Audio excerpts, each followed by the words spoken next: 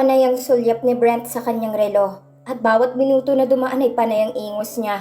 It's been 35 minutes since he left Arlana on the sidewalk. She should have been back by now. Pero paano kung hindi? Ang maliit na boses na animoy demonyo sa kanyang balikat ang bumulong sa kanya. Paano kung umiiyak pa rin siya sa gilid ng daan? Tama lang na alamin niya kung nasaan ito. Aniya sa isip nang kunin niya ang kanyang cellphone sa bulsa at hinanap ang numero ni Arlana. Natigilan siya nang mabasa ang pangalang itinipan niya sa kanyang contact list. Gorgeous. Animoy nakatitig sa kanya ang pangalan na iyon at tinutudyo siya at sinasabing siya na ang pinakabastos na tao sa mundo dahil pinaiyak niya ang isang babae, lalo nang katulad ni Arlana na sobrang liit. God, Arlana, where are you? Aniya habang tumitipa ng mga letra para rito. Meeting already started. You're late. It sounded formal, tense even as he read it over. Maybe he should add an emoji or two. But which one? The smiley one? No, he mentally shook himself. This was no smiling matter. Maybe heart. Gusto ng mga babae ang heart emoji. Kailanman ay hindi siya nagkamali sa kanyang naisip, kahit pa hindi niya nagawa yun kay Lillian, o kahit na kaninong babae. Tumangu-tango siya habang dinadagdagan ng 5 heart emoji ang kanyang text. Pero paano kung isa na namang boses ang bumuhay sa kabila niyang balikat? Baka ibang isipin ni Arlana at maisip niya may gusto ka sa kanya. Fucking hell! Angil ni Brent na ikinagulat ng mga naroon habang binubura ang kanyang text message na balak sana niyang isend kasama ng heart emoji. Mas lalong nainis sa sarili dahil sa pag-aalala kay Arlana. Trabaho nitong ayusin siya. Paalala niya sa sarili, saka ibinalik ang cellphone sa kanyang bulsa. The list is up, sir. Donna pointed at the screen, giving him a much-needed distraction. Bumaling si Brent sa screen at iritasyon ni Brent ay dumoble sa tuwing baba ang listahan ng mga influencers at lahat ay hindi niya natitipuhan. Nadidismayang napabuntong hininga siya na bumaling sa team. Tell me about Zena Zone. Ang assistant ni Donna ang siyang nagsalita at idinitalye sa kanyang tungkol sa influencer. Did I say I want her bio? Inis na sambit ni Brent sa babae. Mas lalong lumalim ang pagkakakunot ng kanyang noo. Tell me everything not made up. Mabilis itong tumipa sa laptop at kapansin-pansin ng malalim nitong paghinga. Halatang kinakabahan. She's had few DUIs, may mga nakakaaway sa club and few recent issues. Anunsyo ng kanyang PR. Is this someone we want to associate with our brand? Why the hell is she even on the list? Malamig na tanong niya. Next! Isa sa mga PR ang tumawag sa pangalan ni Clara Gozon. Pangalawa ito sa listahan ng mga influencers. Nautal ba ako nang sinabi kong gusto kong makita ang mga impormasyon na hindi isinulat ng inyong PR agency? Get me all her skeletons! Hindi na napigilan ni Brent ang sumabog sa galit. Nagtataka siya kung bakit ang mga itong napili niya sa marketing management. Isa sa mga itong nagtaas ng kamay. Kung matatandaan niya ay Josh ang pangalan nito, o John. Jules? Basta isa sa mga pangalang nabanggit niya. Hindi na kasi niya pinagkakaabalahang alalahanin ng mga pangalan ng kanilang intern. Dahil 3 buwan lang naman ang kontrata ng mga ito. 6 months kung papalarin. Tinanguan niya itong magpatuloy. Miss Clara Gozon, sir, is friends with Miss Buencamino. Maybe she can tell us anything about her. Pagkatapos nitong magsalita ay siya namang pagbukas ng pinto at pumasok roon si Arlana. Dahilan para mahigop niya ang lahat ng hangin sa kanyang baga at makahinga ng maluwag. She's okay. She's back.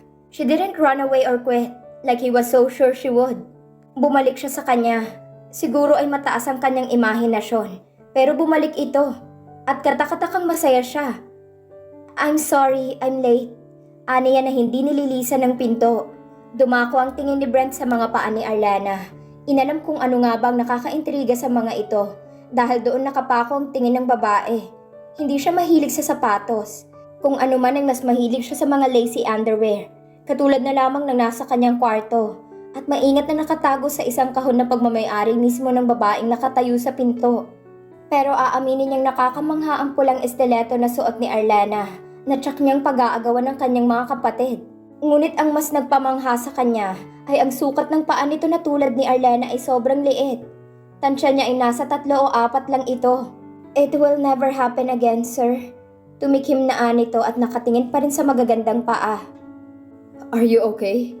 Tanong niya na ibinalik ang tingin sa mukha nito at labis naman na ikinagulat ng mga taong naroon. Malamang ay nagtataka sa biglaang pagbago ng kanyang tono.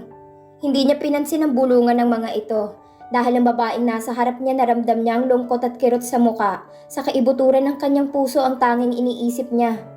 Nakalimutan ko ang oras, Mr. Tucson. Hindi nito pinansin ang kanyang tanong at nakakapit lang ito sa hawak na notebook na para bang doon nakadepende ang buhay. Doing what? Gustong isipin ni Brent ang sarili sa kanyang tanong. Hindi niya sigurado kung sasabihin ba nito sa maraming tao ang ginawa nito sa labas. I'd rather not say. Tugon nito. Marami ang nagulat sa naging tugon sa kanya ni Arlena at mararahas na umiling ang mga ito. Walang sino man ang nakagawa niyon sa kanya dahil hindi magugustuhan ng mga ito ang parusa na kanyang ipapataw sa mga empleyadong sumusuway sa kanya. Pero walang pakialam si Brent. Ang gusto lang niya ay malamang maayos ito at ang mga mata nitong magsasabi sa kanya ng totoo. Look at me. Nang hindi sumunod si Arlena ay wala na siyang nagawa, kundi ang gamitin ang tono niya. Miss Buencamino, it's an order. Yes, sir. Nag-angat ng tingin si Arlena at sa wakas ay nakita na niyang maganda nitong mata. Halata pa rin ang pamumula ng mga mata nito, dahilan para manikip ang kanyang dibdib at gusto na lamang niyang hugutin ang kanyang puso at itapon kung saan. Mas gugustuhin niyang maging manhid na lamang kesa ang maramdaman ng kirot niyon sa tuwing makikita niya sa ganoong estado si Arlena.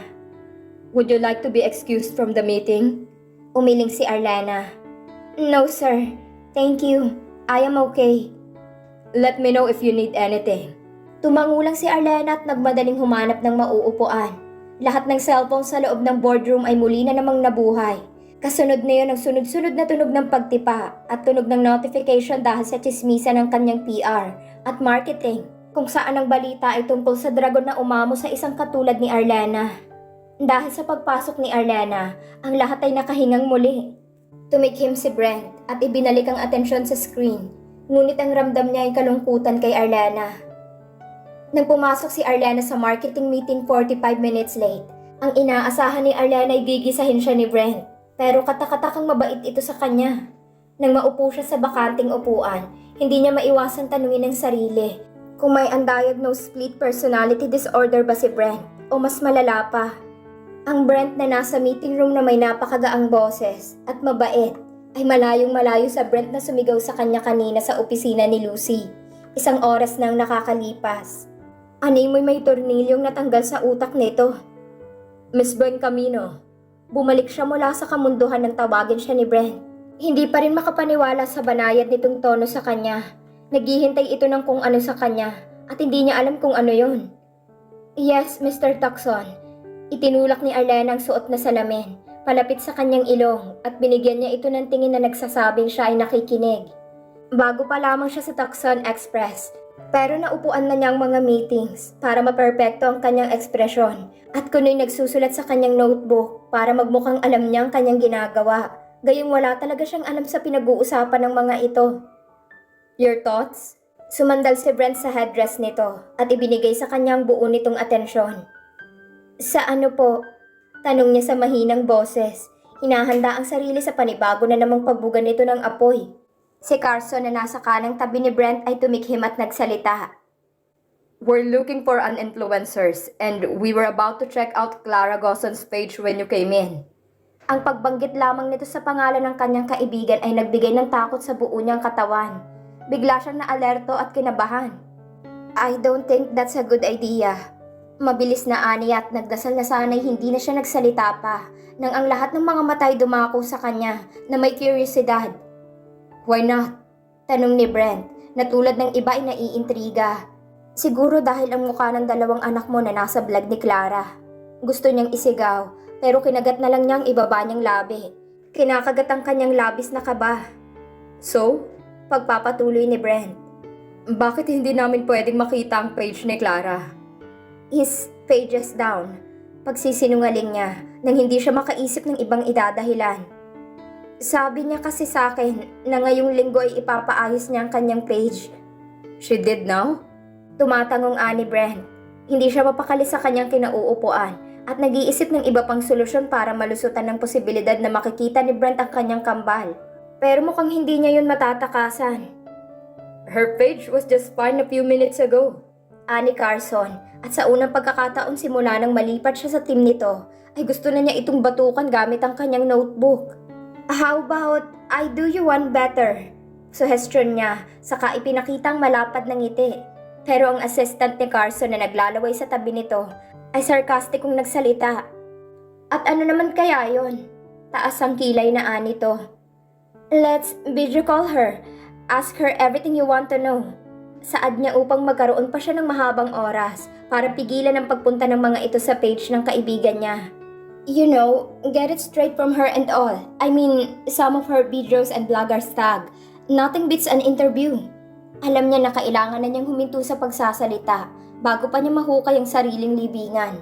The team though broke into excited chatter. They'd fallen for her sales pitch, hook, line and sinker. Lahat ay sumang-ayon sa kanyang ideya at hindi na makapag-antay na makausap si Clara.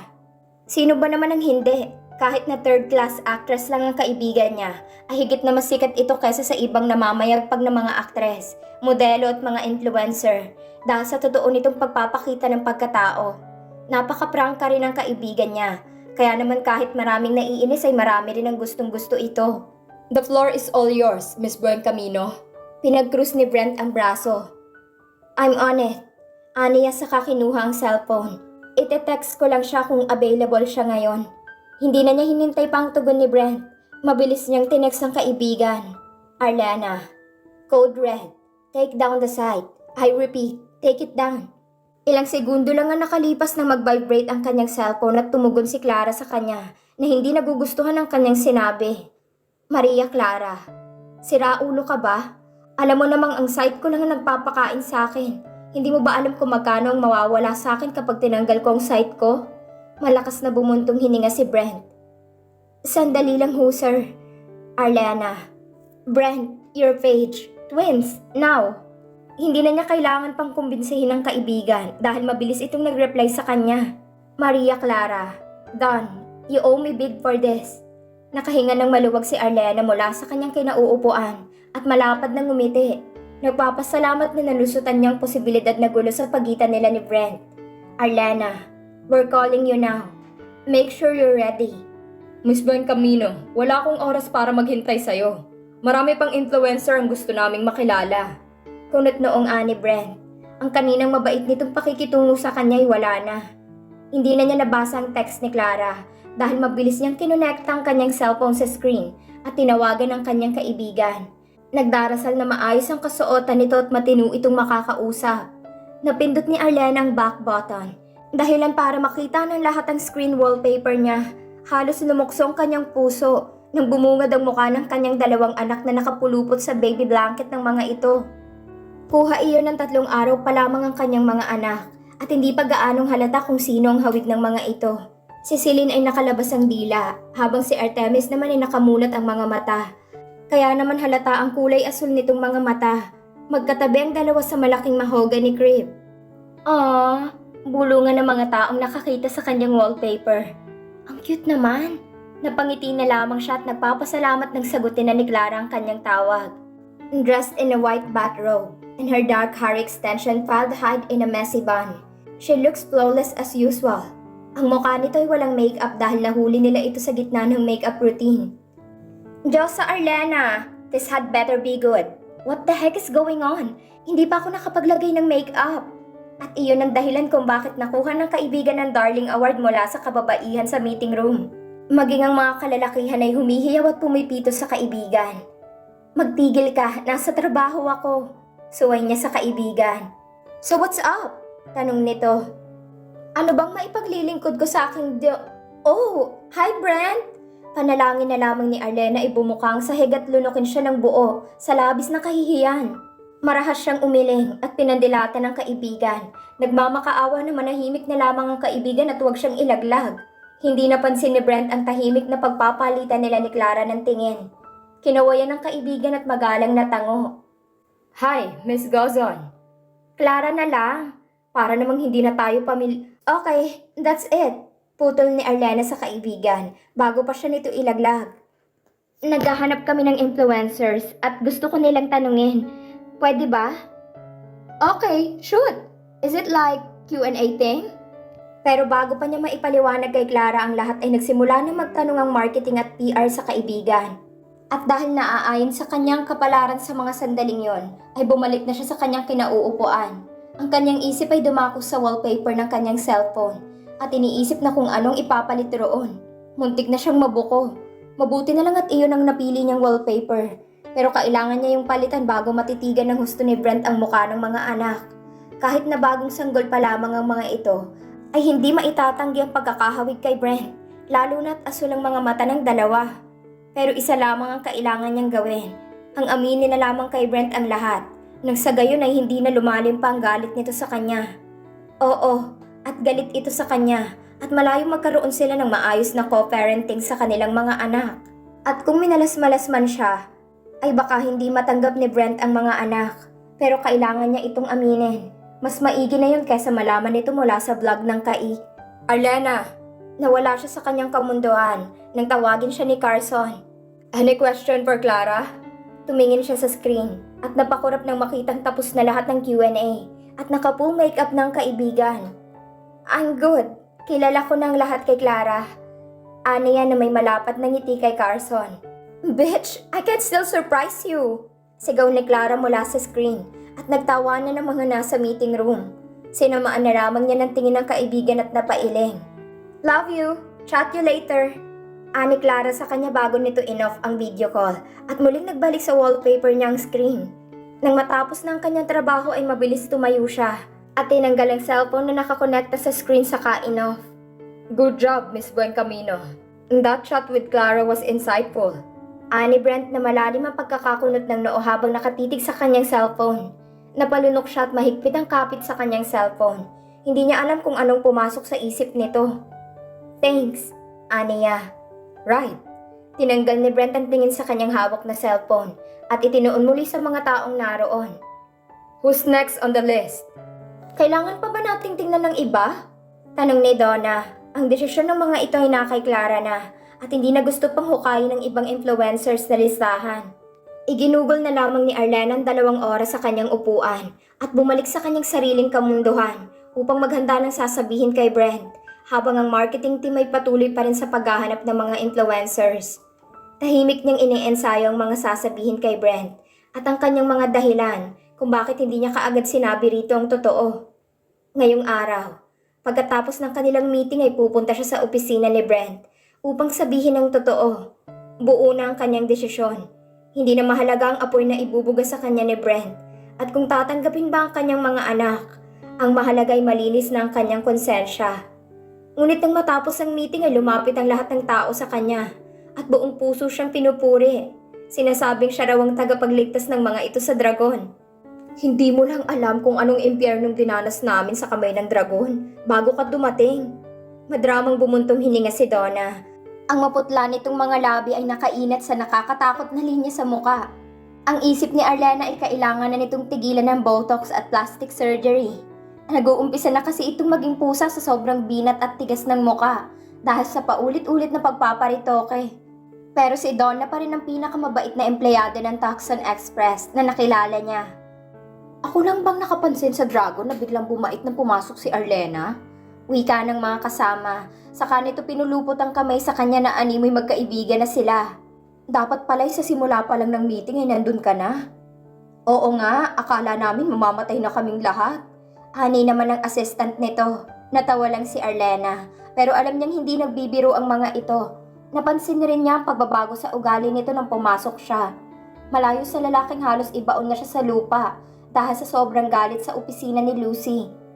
Matapos ang ilang sandali na pananatili niya ay nagpaalam na siya sa mga ito na hindi pa rin makapaniwala na nakausap ang kanyang kaibigan. Kaagad siyang tumungo sa opisina ni Brent. Ang kanilang pag-uusapan ay tungkol sa napakatagal na niyang sikreto. Ay mukhang magpapatagal muna nang sabihin ni Kate sa kanya na maagang umalis si Brent dahil sa importanteng meeting sa labas ng bansa. Baka pwede kitang isama sa meeting schedule niya kapag nakabalik na siya. Okay lang ba sa'yo? Marahas siyang umiling. No, okay lang. Ako na lang ang bahala doon. Baka nga hindi pa yun ang tamang panahon. Sanyalis na hindi pa dapat niyang ipaalam kay Brent ang kanyang sikreto.